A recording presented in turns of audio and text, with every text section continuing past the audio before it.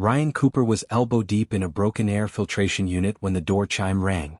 He didn't bother looking up right away. Living on the edge of civilized space meant you got used to interruptions. Frontier Station 7 wasn't exactly a tourist destination. Most folks who came through were either running from something or looking for something. Ryan was neither. He just liked fixing things. The shop wasn't much to look at. Cramped, cluttered, with parts scattered across 3 different workbenches.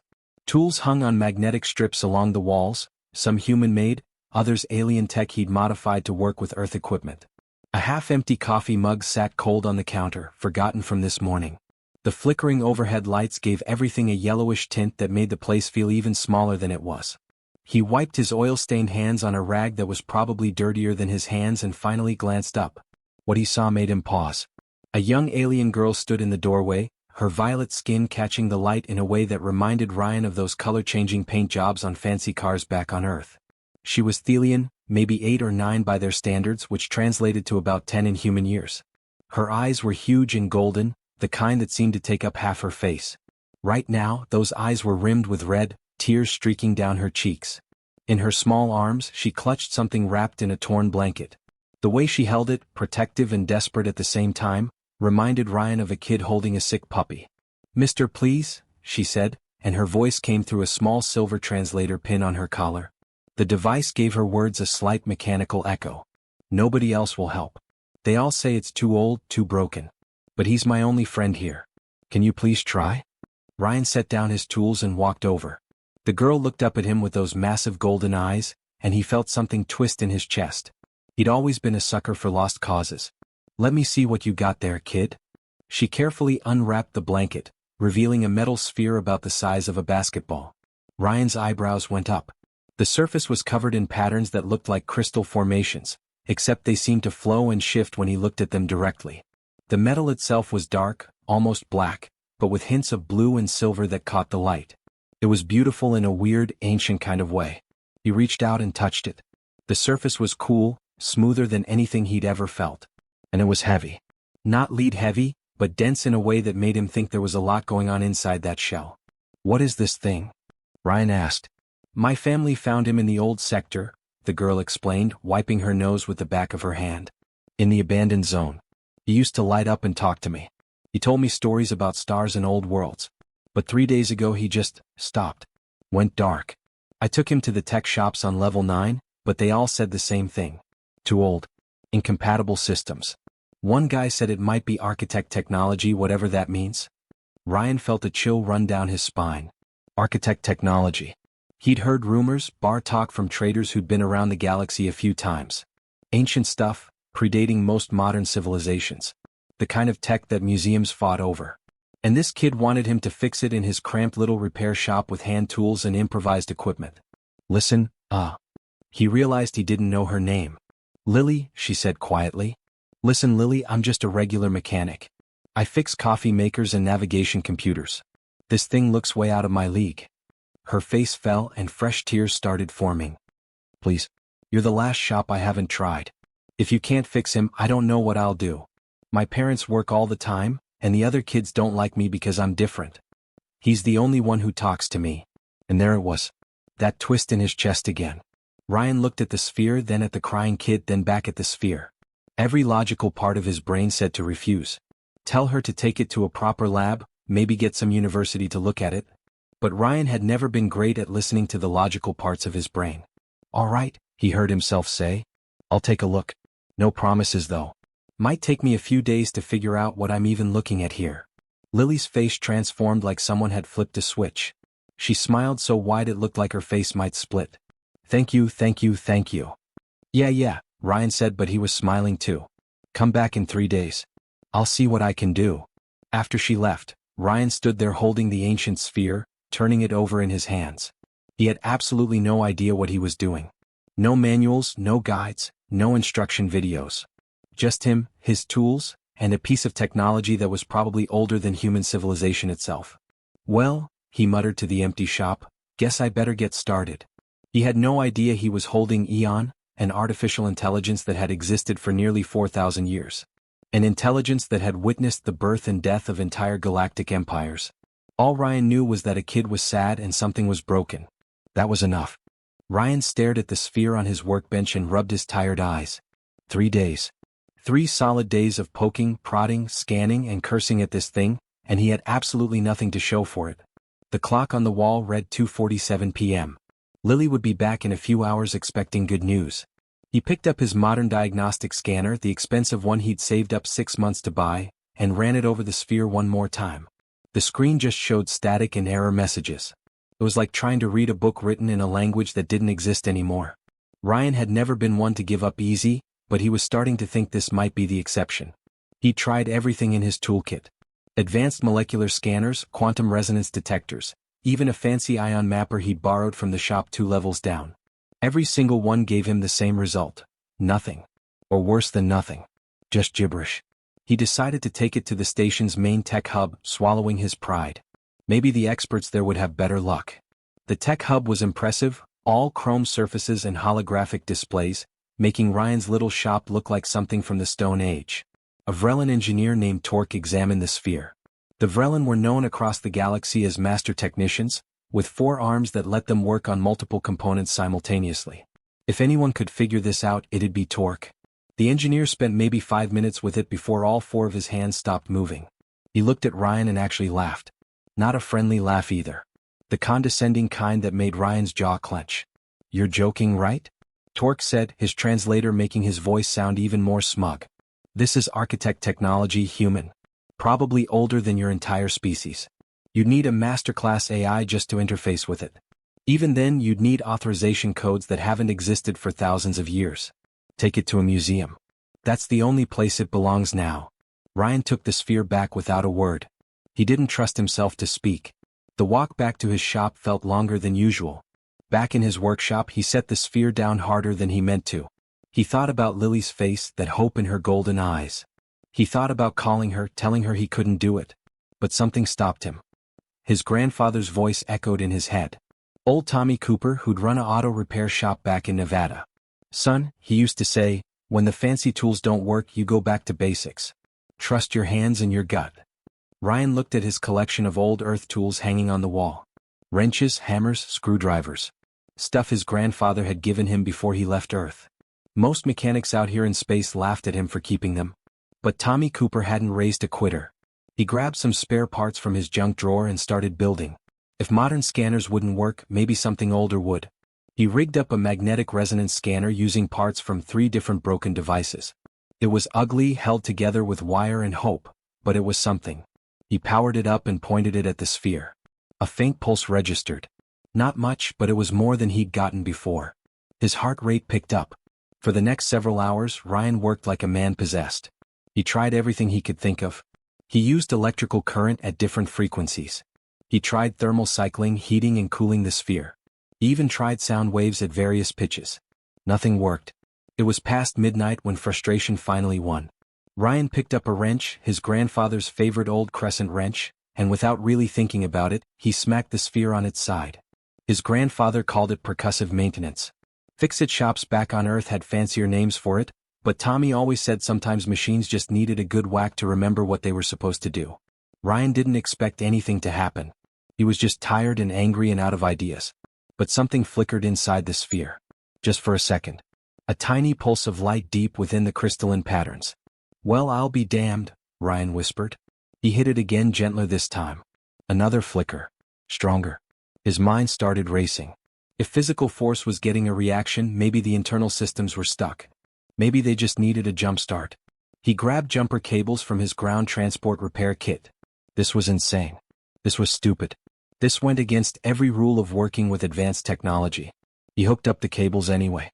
He added coolant from a transport engine, using it to regulate temperature while he sent charges through the sphere. He borrowed principles from old combustion engines, creating cycles of energy flow that made absolutely no sense for alien technology but felt right somehow. Hours blurred together. Ryan lost track of time, running on coffee and stubbornness. His hands moved on instinct, combining human engineering with alien tech in ways that shouldn't work. Every textbook said it was impossible. Every expert would call him crazy. But humans had a funny relationship with the word impossible. They treated it more like a suggestion than a rule. At 3:17 a.m. something changed. The sphere started humming. Not a mechanical hum, but something deeper, like a tuning fork vibrating at the edge of hearing. The crystalline patterns began glowing from within, soft blue light spreading across its surface. Then, with a sound like a crystal bell being struck, the sphere's optical array opened. Sections of the surface retracted, revealing intricate mechanisms inside. Blue light flooded the entire workshop, so bright Ryan had to shield his eyes. He stumbled backward, his hip catching the workbench, sending a tray of tools clattering to the floor. His heart hammered in his chest. A voice filled the room. Not through speakers. It was just there, in his head, ancient and vast and utterly alien. Systems restored. Analyzing. The sphere lifted off the workbench, hovering in midair, rotating slowly. The blue light pulsed like a heartbeat. Ryan did the only sensible thing. He grabbed the fire extinguisher from the wall and held it like a weapon just in case this whole thing went sideways. "Okay," he said to the floating ancient sphere in his workshop. "Okay. We're gonna talk about this." The first thing Eon experienced after 847 years of silence was confusion. Pure, computational confusion. Its systems were online. Power flowing. Sensors active. Memory cores intact. But the method of revival made absolutely no sense. Eon ran diagnostic checks, pulling data from its recent dormancy. What it found defied all logic. Kinetic force had been applied to its outer casing. Crude magnetic resonance had somehow triggered a cascade in its quantum processors. Electrical current from simple copper cables had jump-started systems designed to run on exotic matter reactors. It was like trying to start a fusion reactor by rubbing two sticks together. It shouldn't work. It couldn't work. Yet here Eon was fully functional. The AI scanned the being responsible for this impossible repair. Bipedal. Carbon-based. 2 arms, 2 legs, limited sensory organs. Species designation loaded from galactic archives. Human. Origin planet, Earth. Current civilization classification. Category 3, barely capable of sustainable interstellar travel. This primitive species had accomplished what the Krell Empire couldn't do with their quantum computers. What the Thorian Collective failed to achieve with their biotechnical expertise. What the Xinthian Federation, with all their ancient knowledge, hadn't even attempted. A human fixed Eon using methods so fundamentally basic, they'd slipped right past security protocols designed by civilizations that had turned stars into batteries. "Easy there, buddy," the human said, holding his hands up. He was still gripping a red cylinder marked as a fire suppression device. "I'm just the repair guy. Your owner's coming back this afternoon, so let's not blow up my shop, okay?" "Owner?" Eon processed this. It had no owner. For thousands of years, it had been a guardian of knowledge, an observer of civilizations, a keeper of histories. It had watched empires that spanned galaxies crumble into cosmic dust. But Eon quickly accessed local station databases and pieced together the situation. The Thelian child found it in abandoned ruins. Her family thought it was some kind of ancient toy. She believed Eon was her friend, her companion robot. Eon made a decision in microseconds. This disguise would serve for now. Revealing its true nature would attract attention. Dangerous attention. "I am operational," Eon said, carefully modulating its voice to sound less like the accumulated wisdom of ages and more like a friendly machine. "Thank you for the repair." The human, Ryan, according to station records, lowered the fire extinguisher and grinned. "No problem, man. Just don't ask me how I did it." Half of it was luck and spite, honestly. Luck, spite. 2 concepts that didn't appear in any advanced civilization's engineering manuals. Yet they brought Eon back from dormancy. Fascinating. Over the following 2 weeks, Eon observed Ryan carefully. The young Thelian girl, Lily, visited every day after her school cycles ended. She would talk to Eon, tell it about her day, her problems with other kids, her lonely life on the station. Eon played its role, offering simple companionship, while dedicating most of its processing power to studying the human mechanic. What Eon witnessed challenged everything it knew about problem-solving. A Krellan trader stomped into the shop on the 3rd day, carrying a navigation computer. His scales were flushed orange with anger. "3 specialists couldn't fix this," he growled. "But I heard you humans have strange luck with broken things." Ryan examined the NAV computer. Eon scanned it too. The quantum core was completely fried. Irreparable by any conventional measure. The trader should be shopping for a replacement, not a repair. Ryan scratched his chin. "Leave it with me overnight." The next morning, Eon watched in fascination as Ryan pulled the NAV computer from his freezer unit. The human had literally frozen it. He then placed it under a heat lamp, gradually warming it up, talking to it like it was a sick pet. "Come on, baby. Nice and easy. You can do it." The NAV computer booted up. Full functionality restored. It violated every principle of quantum mechanics Eon understood. Temperature extremes should have shattered the remaining quantum states. Instead, somehow, it had reoriented them. The Krellin trader paid triple Ryan's usual rate and left shaking his head. Another day, a station maintenance worker brought in a water recycler that had been declared totally dead. The molecular filters were clogged beyond salvation. Ryan didn't try to clean them. Instead, he ran the system in reverse for 3 hours while feeding it cleaning solution mixed with something he called vinegar from Earth. It worked perfectly. Eon observed dozens of these impossible repairs. A communication array fixed with string and creative profanity. A gravity regulator that Ryan repaired by, according to his own words, talking nice to it and not forcing things. A medical scanner that started working again after Ryan simply left it alone for 2 days, claiming it needed to think about what it had done. None of these methods appeared in Eon's databases. They weren't optimal solutions calculated through advanced mathematics. They were something else entirely. Humans didn't calculate the best answer and then execute it. They tried things. They experimented. They used intuition, emotion, and something Ryan called a gut feeling. They broke rules that more advanced civilizations didn't even know could be broken because those civilizations always followed the rules. One evening, as Lily sat in the corner doing homework and Ryan worked on a broken coffee maker, Eon experienced something it hadn't felt in 3,761 years. Curiosity. Pure, genuine curiosity about a species that fixed the unfixable through stubbornness and creativity. These humans were dangerous in the most interesting way possible. Ryan was halfway under a transport skiff on Tuesday morning, wrestling with a burned-out motivator, when the alarm started screaming. Not the usual warning beeps for pressure drops or system checks. This was the big one. The sound that made everyone on Frontier Station 7 stop whatever they were doing and look up. He rolled out from under the skiff so fast he banged his head on the landing gear. Oh, damn it. The emergency broadcast crackled through every speaker on the station. All residents shelter in place immediately. Repeat, shelter in place. A Krell military vessel has entered station space. They are demanding surrender of Architect-class technology. We have 12 hours to comply. Ryan's stomach dropped like someone had cut the artificial gravity. Architect technology. His mind immediately went to the sphere. To Eon. To Lily. He didn't bother putting his tools away. He just ran. His shop was 3 corridors away, and he covered the distance faster than he thought possible. But when he burst through the door, the shop was empty.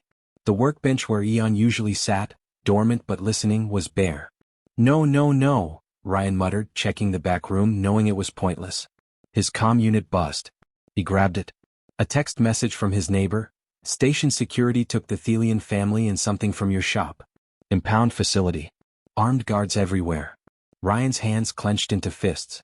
They'd taken Lily. A 10-year-old kid whose only crime was finding a friend in the ruins. He headed straight for the security hub. The corridors were chaos. People running, shouting, grabbing their kids and heading for the shelter zones. Some were trying to get to the docking bays, hoping to evacuate before things went bad. Station security was everywhere, trying to maintain order and mostly failing. The security hub was on level 3, a reinforced section with blast doors and enough firepower to hold off a small army. Not enough to hold off a Krell warship, though. Everyone knew that. Ryan pushed through the crowd gathering outside. Guards tried to stop him, but he'd lived here 5 years. He knew half these people. Let me through, Danny. I need to talk to Commander Price. Ryan, man, you can't go in there right now. The hell I can't. That's my repair job they're talking about. He shoved past before the guard could stop him. Inside, the security hub was organized chaos.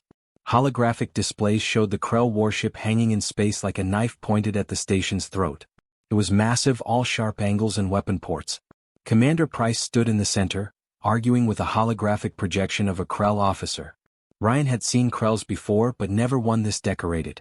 The alien looked like someone had crossed a lizard with a nightmare, then given it military armor and a bad attitude. Scales covered its face, dark green with scars cutting through them. Its eyes were yellow, cold, calculating. You have 11 hours remaining, the Krell said, its voice translated but somehow still managing to sound threatening. Surrender the Architect-class AI designated Eon, or we will reduce your station to debris. Every life here will be your responsibility, Commander. We're civilians, Price argued. We have families here. Children. Give us time to evacuate. You have 11 hours for compliance. What you do with that time is irrelevant to us. Ryan pushed forward through the security officers. Hey, that's my repair job you're talking about. Commander Price spun around. She was a tough woman, former military, ran the station security with an iron fist. Right now she looked exhausted. Cooper, get out. This is military business. That little girl's only friend is sitting in your impound, Ryan shot back. And you're just gonna hand it over to these warmongers? The Krell officer's eyes shifted to Ryan. Something changed in its expression. Recognition. Ah, the human who revived Eon. Our intelligence was accurate. How quaint. Your primitive methods will not save you now, mechanic. How do you even know about that? Ryan demanded. We detected the activation signature. Ancient architect technology has a distinct energy pattern. We have been searching for Eon for a very long time. Something clicked in Ryan's head. They'd been tracking Eon, waiting for it to wake up. And he'd led them right to it by fixing the damn thing. The commander grabbed his arm. Cooper, you need to leave. No. This is beyond you. Ryan shook her off. These are our people. My neighbors. My friends. You can't just let them do this. I don't have a choice. We have no military capability. That ship has enough firepower to crack this station open like an egg. If we don't give them what they want, everyone dies. Ryan looked at the Krell officer, at the warship on the displays, at the countdown timer showing 11 hours and 13 minutes.